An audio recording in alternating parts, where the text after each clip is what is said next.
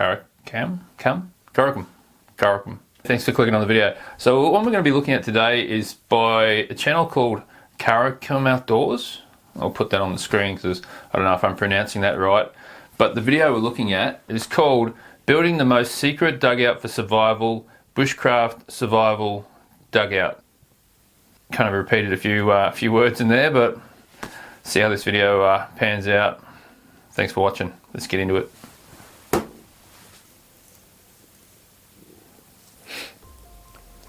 Most intros you see, they're early morning walking out to a place we're going to build a shelter. So has he already built this shelter, and this is...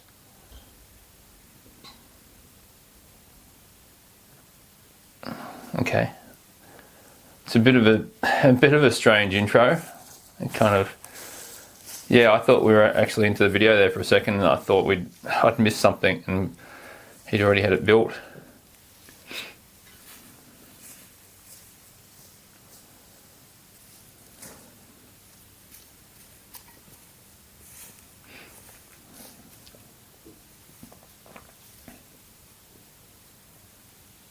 I think your dog's pretty much content to lay on the dirt.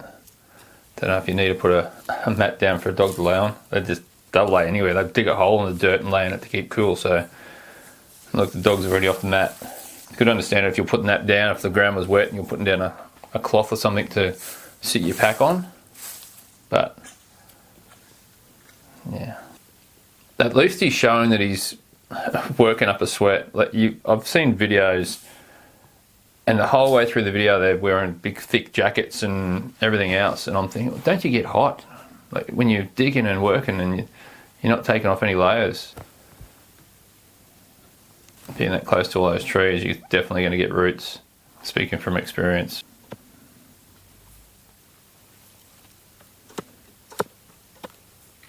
He's doing a decent job moving the camera around, which is good to see.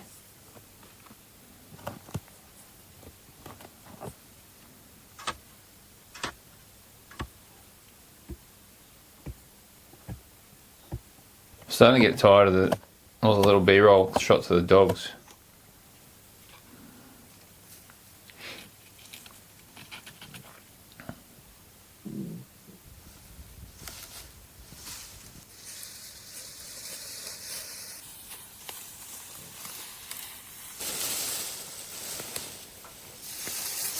Leaf cam. He's definitely trying to do the little arty shots. Like, we can see here he's starting to close the roof in, so it's just logs with that loamy sort of soil over the top. It did look like there was a bit of clay in it, so it might help water to run off rather than just soaking straight down through it if it was just dirt. So yeah, if you just put dirt straight back on top, like the top layer of dirt, then I'd say yeah, water's going to run straight through it. But by him taking that clay from the lower layers and putting that on top of the roof, it's going to help stop the water a bit. He hasn't hit any rocks yet. I did an earth shelter quite a while ago now, but when I started out it was like this. I was digging down, it was this sort of loamy clay kind of stuff, and it was really easy going. I thought, oh, this is going to be a breeze, and then I got down a couple of feet and I just hit bedrock. And then I had weeks and weeks of just hammering away with a crowbar, just smashing these rocks. It was just a nightmare.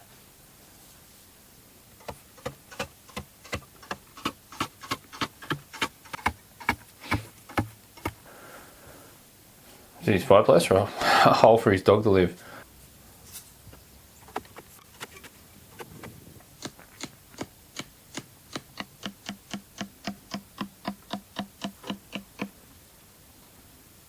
When you're making that fireplace like he's doing, he's just made it straight in like that.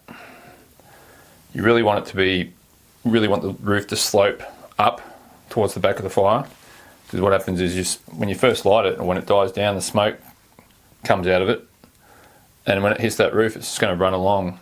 Something's going to go up your chimney, and when it heats up, it's going to start to draw it up your chimney. But if you can have a big chamber at the top of your fireplace, so smoke can fill up in there and then find its way up the chimney and then start to draw out, it's a lot less smoky in your shoulder than if you just have no lip at all.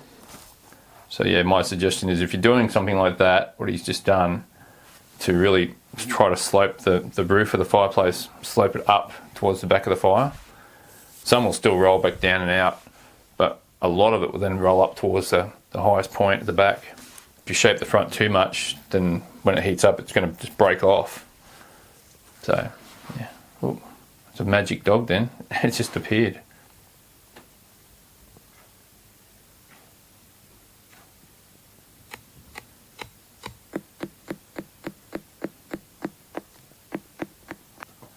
Not really sure what's going on here. It's all very elaborate.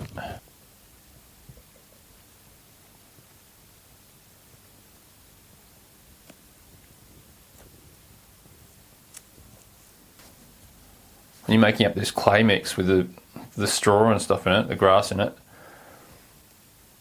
you want to make it as dry as you possibly can get away with. You still got to be able to mix it all together and work it into that. But the wetter it is, then obviously the more water's in it. The more water's in it, the more water has to leave it when it dries. And as that leaves, it's shrinking and it's going to get a lot more cracks. So the wetter it is when you use it, the more cracks you're going to get. So if you can make it a really dry clay mix, then yeah, it's hard to work it, but the trade-off is then that you don't get as many cracks. He's just done this big long chimney out away from his shoulder. I did that on one of my shoulders. I built a shoulder with really no chimney at all, and then I built a long chimney underground and up. And what I was able to do then, with because the chimney is further away from the fire, as it's travelling along underground, it's cooling down. So what I did was then build a smoker on top of my chimney, and I just enclosed that so that smoke would still get out through the top of the smoker. But yeah, you could smoke sausages and smoke cheese, and then you just cook your sausages later. But yeah, it was good in that way.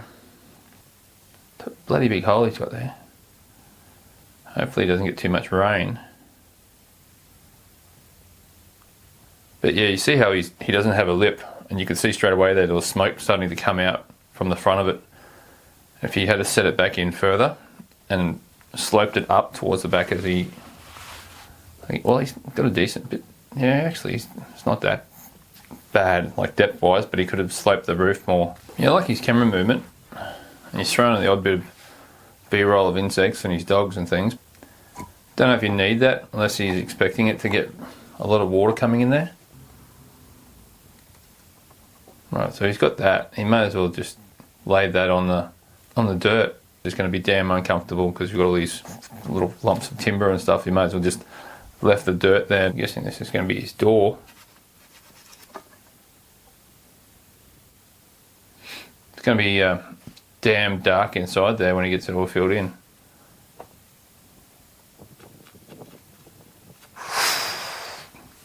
Oh, sorry, that was a rookie move.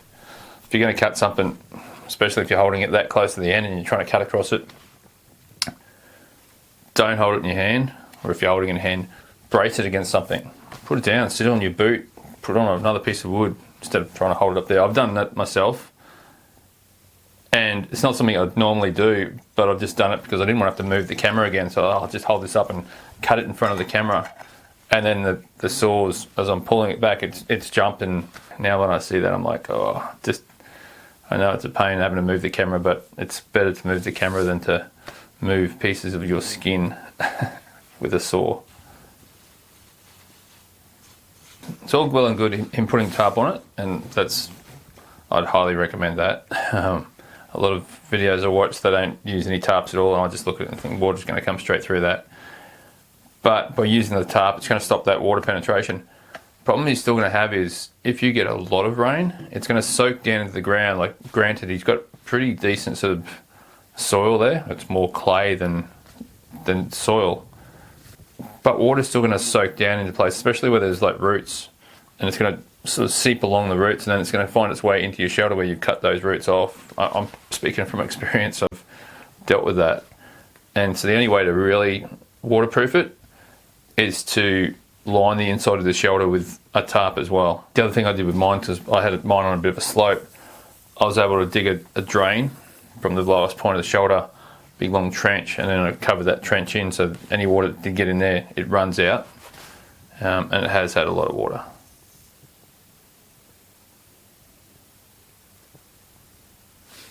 Yep, it's good that he's got the filming light, because it'd be pretty damn dark in there without it. The bad thing would be is if you had a big storm and you're in there sleeping and you got this massive big storm turns up, high winds, and a massive branch or the whole tree that's right beside him, if that comes down across his doorway or a branch comes off it, you're going to find it real hard to get out of his shelter. He'd have to just get there and sort of start trying to cut away at the rungs of his door to the point that he could get out.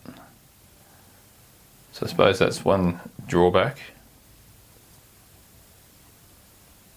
Doesn't look like the most cozy of places to stay. It looks downright depressing.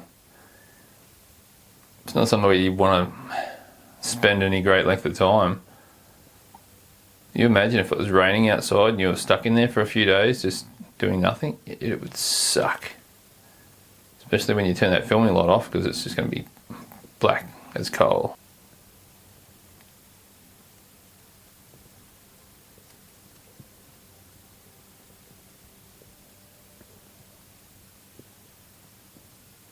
I thought that was going to be the end of the video there. I thought we were going to fade to black on that fire and that would be it, but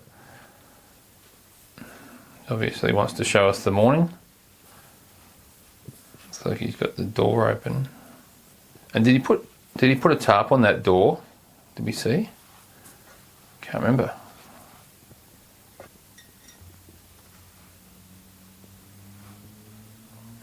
Okay, so he went to all the effort of putting clay all over the roof. Then he put a tarp over the roof to stop water getting into it. But then his door is just these slats that water can just go straight through. And once it gets into his shelter, there's no getting it out. There's no drainage system. Alright. Yeah, all in all, I think it was a decent video. He obviously put the work into filming it, moving the camera around, getting all those different shots. So I appreciate that, and it just adds more time to the editing process. So yeah, you know, top marks for that. A few too many shots of his dogs for my liking. I think it just detracted from the whole story. It's alright if they're actually doing something, but just to cut to a clip of a dog just sleeping, it's alright once or twice, but yeah, it got a bit heavy in the end there. No, all in all, it was a pretty good build. I do have issue with the door. He put all the effort into putting the logs down on the roof and then mixing up his clay and mortar, sort of mixed with the grass and that in it, and rendering the roof off, and then putting a tarp on top of that, which is all good. It's adding insulation, it's also stopping water. But then his door is just these timber slats that water can just go straight through. So if you're out there in a huge amount of rain, or if you leave it for a couple of months and you get, you know, a couple of inches of rain in that couple of months, you're going to have water in your shelter. It's going to go straight through your door into your shelter. And there's no getting out once it's in there, because it's all clay, like everything is lined with clay, and there's no drainage system. And so you're going to have all this water underground, and then it's going to be creating mold and moss, fungus, and things are going to start appearing. And yeah, the only way to get it out is to get in there and physically scoop it out by hand. And so yeah, that door sort of let him down. If he had made the door and then put like a bit of tarp or something on the door itself to try to reduce the amount of water that can actually get in, would have been a lot better. But yeah, a lot of work. You put that amount of work into building a shelter for a YouTube video, but that's great.